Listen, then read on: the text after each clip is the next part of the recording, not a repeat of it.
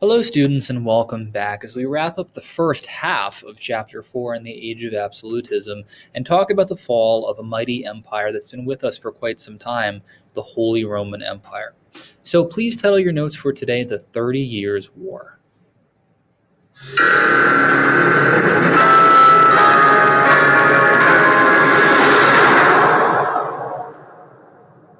So, from the beginning part of our class, we introduced the essential empires that would occupy Central Europe, ultimately leading us to the Holy Roman Empire.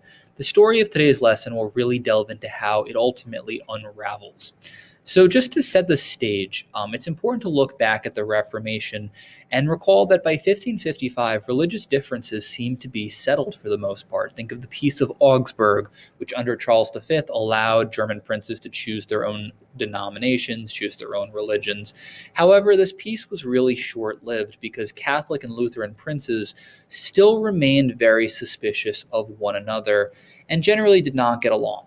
Again, religion is a guiding force in all that's happening in Europe during the time. I can't emphasize that enough.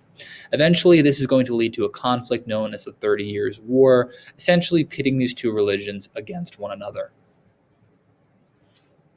So, just a little bit of background information.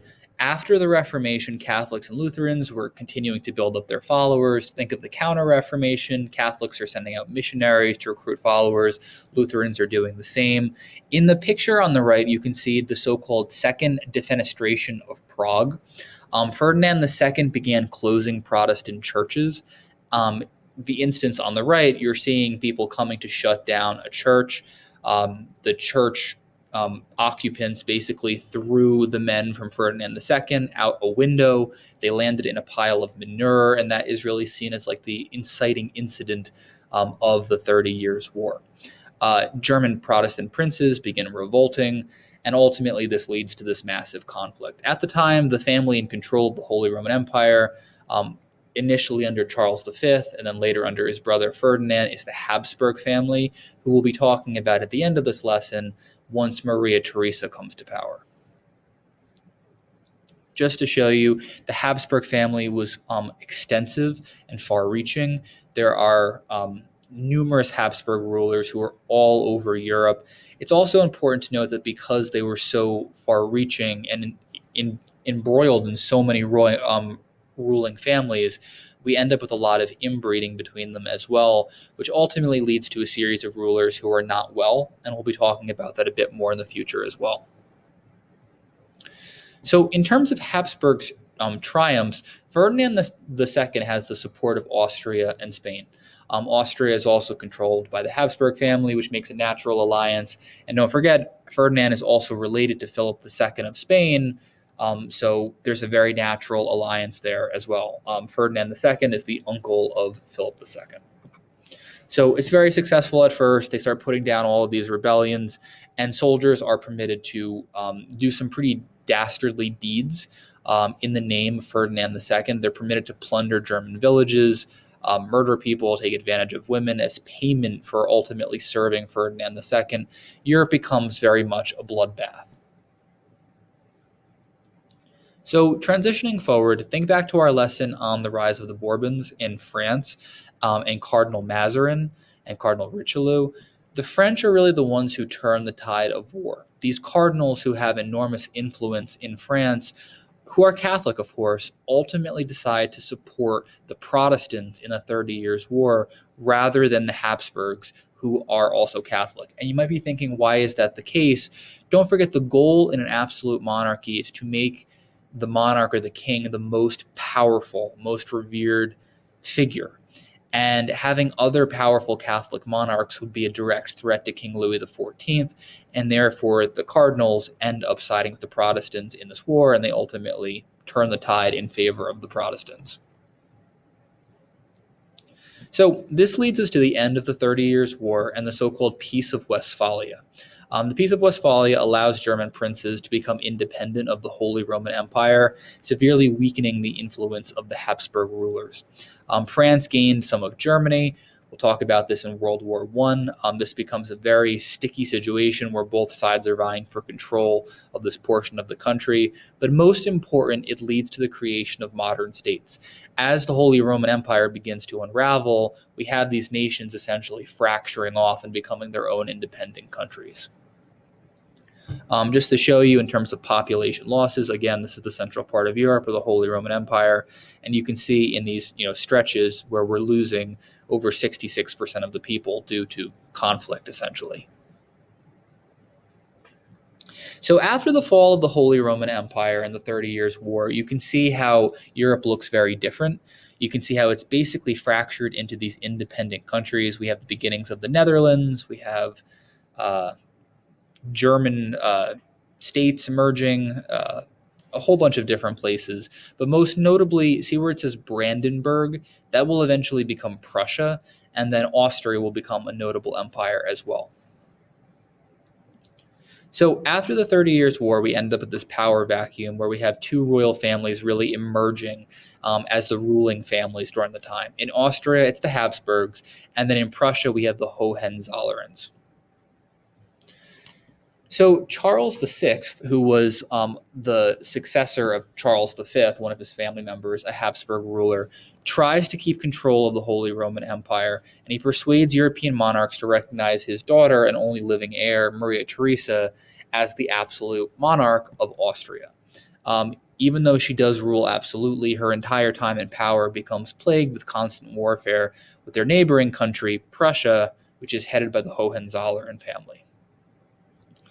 So the Hohenzollern family of Russia's primary objective is building up a massive military machine.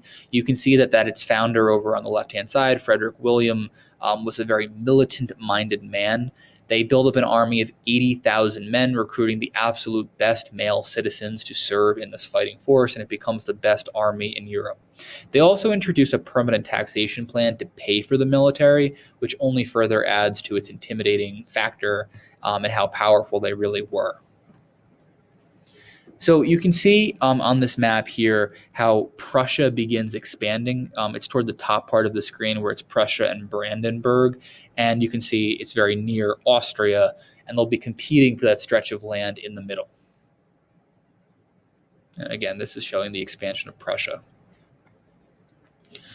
So Prussian nobility were nicknamed Junkers at the time, and they resisted the king at first. King Frederick I basically buys them off by giving them positions in the military, high-ranking positions, and Prussia essentially becomes a militaristic society where all of life really revolves around military service.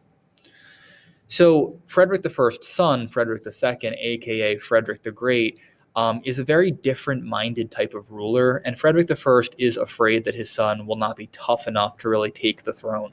Frederick II loves music and poetry, philosophy. He was said to be very flamboyant, and most historians believe that he was also gay. In his youth, he tried to run away with his best friend, and as punishment, Frederick I locked his son basically in prison and forced him to watch his best friend be executed.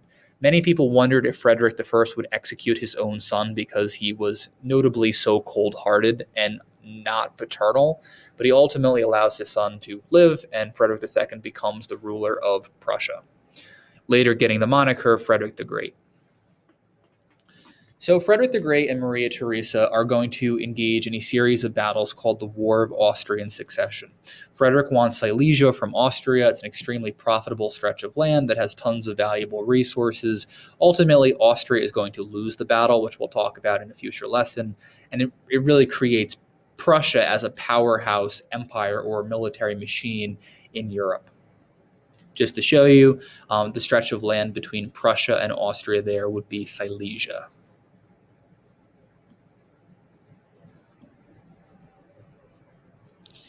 Just to show you a little bit more clearly, again, you're seeing the blue part is Prussia, Silesia located in the middle.